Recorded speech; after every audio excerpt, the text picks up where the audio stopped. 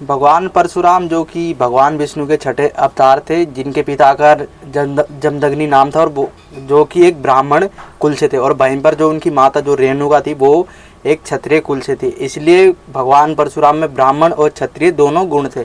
आपको पता होगा कि भगवान परशुराम ने, कहा जाता है कि उन्होंने पृथ्वी को 21 बार क्षत्रिय विहीन कर दिया था, यानी कि कोई भी ऐसा क्षत्रिय नहीं बचा था, कोई भी ऐसा राजा नहीं था जिसको भगवान परशुराम ने छोड़ दिया हो अपने समय में। उन्होंने 21 बार पृथ्वी को क्षत्रिय विहीन कर दिया था। आप ये सोचो कि जो 21 बार जिन्हों को उन्होंने मारा था, उनको कितना टाइम लगा होगा कि धरती पे वो दोबारा से आए हैं, फिर जो चक्र चलता रहा है समय का उसके हिसाब से राजा बने वो, और क्षत्रिय थे जो, और उनको भगवान परशुराम ने मार दिया। तो आप इस हिसाब से लगा सकते हो अंदाज़ा कि जो भगवान परशुराम ने 21 बार क्षत्रिय विहीन पृथ्वी को किया था, उसमें जो भगवान हुए उनको भी कितना समय लग गया होगा कि जो बाप वो जैसे राजा भेजते थे, अब जो परशुराम जी थे वो मार देते थे उन्हें। भगवान परशुराम ने जो 21 बार क्षत्रिय विहीन पृथ्वी को किया था, क्या आपको पता है कि ऐसा उन्होंने क्यों किया था? कहा जाता है कि एक चंद्र वंश के एक राजा थे जिनका नाम सहस्त्रार्जुन था। कहा जाता है कि सहस्त्रार्जुन जो था, आपको पता है कि रावण के पास 10 सर थे, और वहीं पर जो सहस्त्रार्जुन था उसको एक वरदान प्राप्त था कि उसके हजारों हाथ हो सकते हैं, उसको ये वरदान था। तो इस वजह से उसका नाम सहस्त्रार्जुन पड़ा था।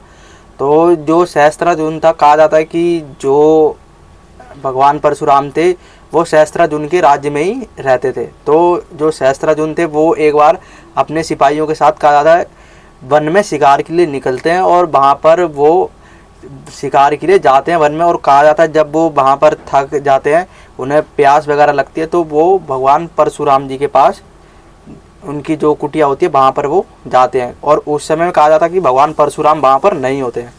सहस्त्रार्जुन जब भगवान परशुराम की कुटिया में जाता है तो वहाँ पर भगवान परशुराम तो उस समय में खैर नहीं होते, लेकिन वहाँ पर उनके पिता जमदग्नि जी होते हैं, और उनकी माता भी वहाँ पर होती है। कहा जाता है कि जो भगवान परशुराम के पिता थे उनके पास कामधेनु गाय थी, और जब सहस्त्रार्जुन वहाँ पर पहुँचता है तो उन्हें जब भूख प्यास वगैरह लगती है, तो जब वो वहाँ पर उनके घर पे जाते हैं तो वो देखते हैं कि ऋषि जमदग्नि जो होते हैं, जो कामधेनु होती है, उनसे अपनी इच्छा प्रकट करते हैं, और कामधेनु उनको वो चीज़ें ला कर देती है जो कि उन्होंने मंगाई थी।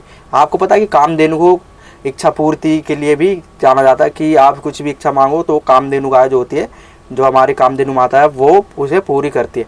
तो वहीं पर जब सहस्त्रार्जुन ये चीज़ें देखता है कि एक ऋषि के पास इतनी चमत्कार, इतनी दिव्य गाय है, तो वो उसके मन में इच्छा जागती है कि क्यों ना ये गाय मेरे पास हो। सहस्त्रार्जुन के मन में जब ये इच्छा जागती है कि ये दिव्य चमत्कारी गाय मेरे जैसे राजा के पास होनी चाहिए, इस ब्राह्मण के पास इस पे क्या कर रही है गाय, ये तो मेरे राज्य में रहता है, और ये जो गाय होगी वो मेरे पास होगी तो मेरे राज्य की शोभा बढ़ाएगी और मेरे राजमहल की भी शोभा बढ़ाएगी। तो सहस्त्रार्जुन जो होता है वो दधी, जो उनके पिता होते हैं जमदग्नि जी, उनसे वो पहले तो वो प्यार से मांगता है कि ये गाय आप मुझे दे दो, और मैं इस राज्य का राजा हूँ, तो इस गाय पर मेरा अधिकार है। तो जो जमदग्नि जी होते हैं वो कहते हैं कि राजा, हम आपको ये गाय कैसे दे सकते हैं, आपके पास तो पहले से हर चीज़ें हैं। अब जो हमारे लिए वो यही गाय माता, कामधेनु माता ही है जो हमारी इच्छा को पूर्ति करती है, जो हमें कुछ चाहिए होता तो हम इसी के जरिए ही प्राप्त करते हैं। तो जो सहस्त्रार्जुन होता वो इस चीज़ को लेकर अड़ जाता है कि नहीं, ये गाय तो मेरे पास होनी चाहिए, कामधेनु मेरे पास ही रहेगी मेरे महल में। तो जो जमदग्नि जी होते हैं वो मना करते हैं, लेकिन जो सहस्त्रार्जुन होता है वो अंतिम में इतना ज़्यादा चिढ़ जाता है कि अब मुझे ये चाहिए ही तो चाहिए। लेकिन जो जमदग्नि जी होते हैं वो मना करते हैं कि नहीं। जमदग्नि जी के मना करने के बाद सहस्त्रार्जुन कहते हैं कि सहस्त्रार्जुन उनका वध कर देता है और उनके शरीर पर 21 घाव लगा देता है। और कहा जाता है कि जब सहस्त्रार्जुन जब ऋषि जमदग्नि का वध कर देते हैं तो वहाँ से जो कामधेनु गाय होती है वो कहते हैं कि वो स्वर्ग लोक की तरफ भाग जाती है, और जो कामधेनु गाय होती है वो सहस्त्रार्जुन के साथ नहीं जाती। कुछ समय बाद वहाँ पर भगवान परशुराम जी आते हैं, और वहाँ पर वो देखते हैं कि उनकी माता जो है वो रो रही है उनके पति के शव को लेकर। और वो जब देखते हैं कि उनके जो पिता थे, जो जमदग्नि थे, उनके शरीर पर 21 घाव हैं, तो वो भगवान परशुराम पूछते कि हुआ क्या यहाँ पे। तो उनकी माता बताते कि राजा है यहाँ का वो सहस्त्रजुम्न, जिन्होंने कामधेनु गाय के चक्कर में तुम्हारे पिता का वध कर दिया। तो परशुराम जी जो होते थे, कहा जाता है कि परशुराम जी बहुत जल्दी गुस्से में आ जाते थे और उनको इतना गुस्सा चढ़ता है कि जब वो अपने पिता के शरीर पर 21 घाव देखते तो वो उस समय प्रतिज्ञा ले लेते हैं कि मैं 21 बार जितने भी राजा हैं उनको क्षत्रिय विहीन कर दूंगा, पूरी पृथ्वी को क्षत्रिय विहीन ही कर दूंगा। परशुराम जी सहस्त्रजुम्न के पास जाते हैं और वहाँ पर उनसे युद्ध करते हैं और वो कहते हैं कि तूने जिस तरीके से मेरे पिता का वध किया है, मैं अब तुझे भी मार दूंगा। तो सहस्त्रजुम्न जो होता है, वो कहा जाता है कि वो भी बहुत ताकतवर होता है। वो पहले तो हंसने लग जाता है कि ये ब्राह्मण क्या कह रहा है। तो वहीं पर जो उसके जो साथी होते हैं सहस्त्रजुम्न के, वो भी हंसने लग जाते हैं। तो जो परशुराम जी होते हैं उनको पता नहीं होता कि ये परशुराम वास्तव में है कौन।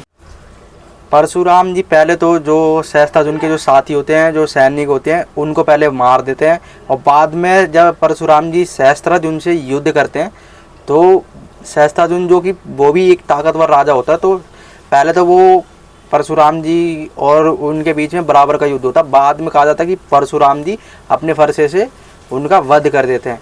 और जो परशुराम जी में फरसा होता है वो भी आपको पता है कि भगवान शिव ने दिया होता है, इसलिए वो परशुराम के नाम से जाने जाते हैं। पहले उनका नाम वास्तव का राम था।